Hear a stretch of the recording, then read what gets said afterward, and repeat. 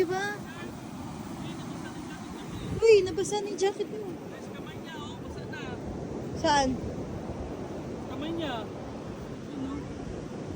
Nasobrahan ka naman. Yaman na yan. Tatayo din yan. Ang lamig na. Tapos, ulog. Kaya pala gusto niya lumabil dito.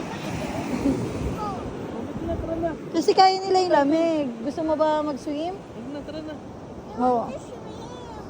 Next time, pag may pamalit ka na. Oh, Ay, glass, kasi mainit. kaming. Ipunas mo sa may palda mo. Dito, dito. Sa dulo lang yan.